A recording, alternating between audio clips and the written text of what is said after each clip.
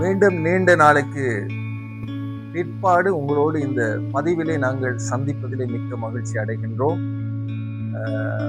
வருடங்கள் கடந்து விட்டன, ஆனால் பலரும் கேட்டிருந்தார்கள் உங்களுடைய பதிவுகள் ஏன் செய்யவில்லை என்று சொல்லி. ஆனால் இப்போது சிந்திக்கின்ற போது இந்த காலத்துக்கு நற்செய்தி சேவை, மீட்பு என்பது, மீட்பின் செய்தி ஒவ்வொரு காதுகளுக்கும் செல்ல வேண்டும்.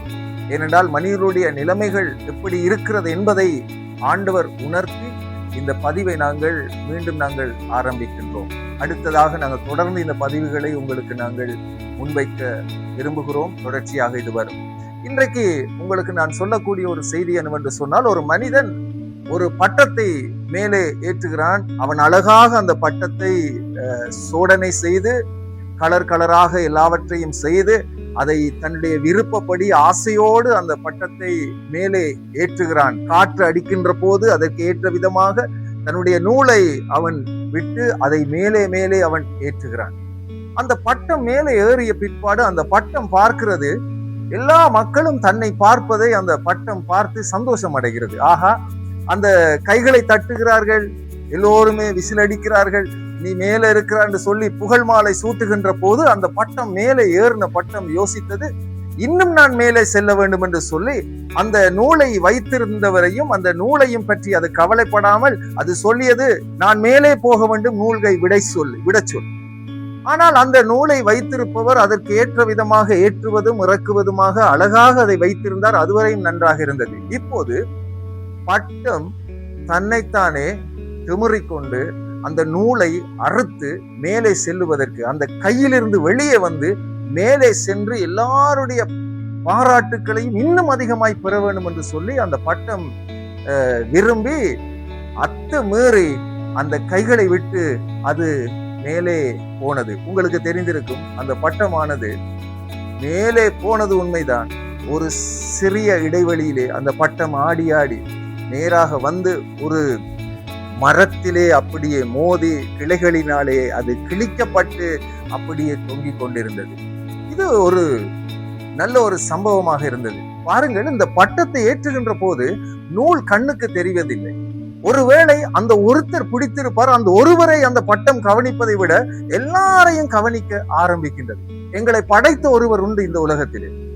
இந்த நூல் எப்படி கண்ணுக்கு தெரியவில்லையோ அப்படி அவருக்கும் எனக்குமான ஒரு தொடர்பு இந்த உலகத்திலே இருப்பதினாலேதான் இன்றும் நாங்கள் உயிரோடு வாழ்ந்து கொண்டிருக்கிறோம். எங்களுக்கு அவருடைய சமாதானம் கிடைத்து கொண்டிருக்கிறது. ஆனால் இந்த பட்டம் நூலினாலேதான் மேலே சென்று கொண்டிருக்கிறது என்பதை அது மறந்து விடுகிறது. ஏனென்றால் அது கண்ணுக்கு நூல் தெரிவதில்லை. அந்த நூலை யாரும் பாராட்டுவதும் இல்லை, நூலை வைத்திருப்பவரையும் பாராட்டுவதில்லை.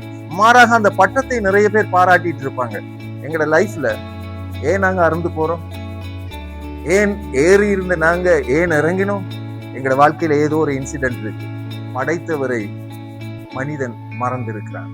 தனக்கு கிடைத்த பாராட்டுக்களை முதன்மைப்படுத்தி இருக்கான். பதவி வேணும், எனக்கு எல்லா விதமான சொத்துக்களும் வேணும், எல்லா அந்தஸ்துகளும் வேணும், எல்லாருடைய வரவேற்பை நான் பெற வேண்டும் என்று சொல்லி ஒரு இடத்திலே தன்னை சிருஷ்டித்த கடவுளை மறந்தான். இந்த உலகம் கடவுளை மறந்தது. ஆகவே கடவுளினால் ஒருவேளை கைவிடப்பட்ட பட்டமாக அருந்து எங்கேயோ தொங்கிக் கொண்டிருக்கிறது. நூல் தெரிவதில்லை. இதுதான் எங்களுடைய ஆன்மீக வாழ்க்கைக்கு முக்கியமான அடையாளம். எல்லாம் கண்ணுக்கு தெரிகிறது, பட்டத்தினுடைய நூல் தெரியவில்லை. அந்த நூல் தான் எங்களை படைத்து சிருஷ்டித்த கடவுள் கையிலே வைத்திருக்கிற பெரிய ஒரு, எங்களை கண்ட்ரோல் பண்ணுகின்ற ஒரு பெரிய ஒரு ஆயுதம். நீங்கள் பார்த்தீங்கன்னு சொன்னால் வேதத்திலே அழகான ஒரு வசனம் இருக்கிறது. யோவான் 15ஆம் அதிகாரத்திலே சொல்லப்படுகிறது, திராட்சை செடியானது, செடியிலே அந்த கொடி இணைக்கப்பட வேண்டும் என்று சொல்லி, ஒரு பூவை நான் ஒரு செடியிலிருந்து நான் கலட்டி நான் கொண்டு வந்திருக்கிறேன். இப்போது இது சற்று நேரத்திலே வாடிவிடும். காரணம் என்ன தெரியுமா? இது செடியோடு இல்லை. இன்னொரு நாள் வாடித்தான் போகும். இது காயாகும் அல்லது கனியாகலாம். ஆனால் இது வாடி போனதுக்கு அடிப்படையான காரணம் அந்த செடியிலே இது இல்லை. எங்களுடைய வாழ்க்கையில கடவுளோடு இல்லை என்று சொன்னால் எங்களுடைய வாழ்வு வாடி போகக்கூடியது, அருந்த பட்டத்தை போன்றது. கடவுளோடு தொடர்பு ஒரு மனிதனுக்கு முக்கியமாக இல்லை என்று சொன்னால் அந்த வாழ்க்கை எந்த பிரயோசனமும் அற்றது. கடவுள் எங்களை எப்பொழுதுமே பிடித்து வைத்திருக்கிறார்.